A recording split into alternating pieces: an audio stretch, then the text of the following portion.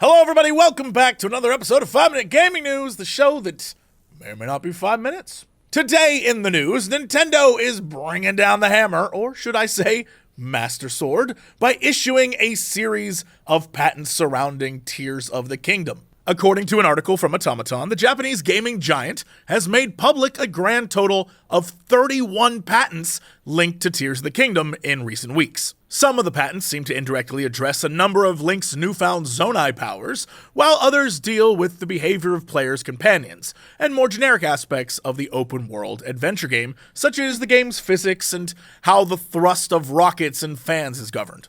And I can understand new gameplay mechanics like the Zonai powers, that makes perfect sense, but as Nintendo likes to do, they went one step further.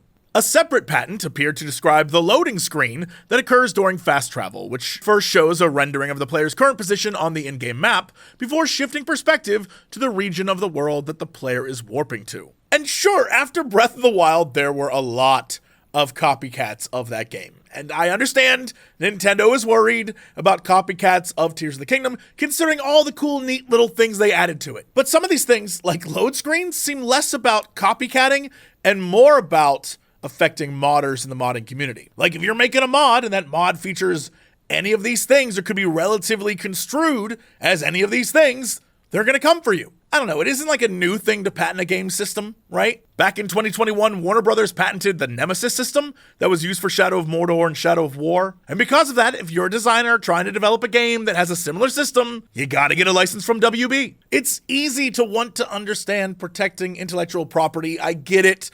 But this does seem stifling, and it's one of those things where, really, all the copycats of Breath of the Wild did nothing to affect the sales of Tears of the Kingdom. If anything, people were more excited for Tears of the Kingdom. So, I don't know. Like I said, Nintendo do what Nintendo do. In other news, we're back on Red Dead Redemption because, as you know, the re-release is here, and a lot of people have issue with the price point.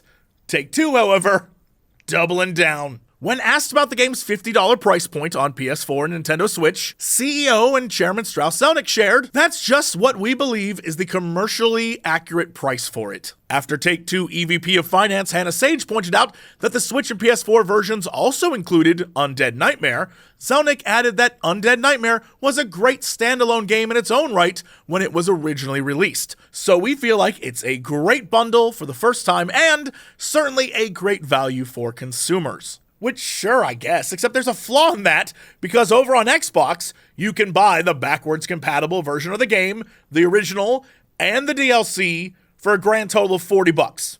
So, you're paying more for PS4 and for Switch? And there's nothing wildly different in the PS4 Switch version compared to the Xbox version. You're just paying an extra $10 because? I get why fans are frustrated. This seems like a charge for just owning a PlayStation or a Switch. There's no real reason behind it except for, let's see if we can make some extra bucks. Like, it's comically capitalistic, and I wouldn't be surprised if we see it on sale very shortly here for, surprisingly, $40. Just you wait. Anyway, that's it for the news. Thanks for bearing with me. I lost my voice somehow, and I've been drinking a lot of water to make this happen, so that's it, and I'll see y'all tomorrow for another episode of 5 Minute Gaming News.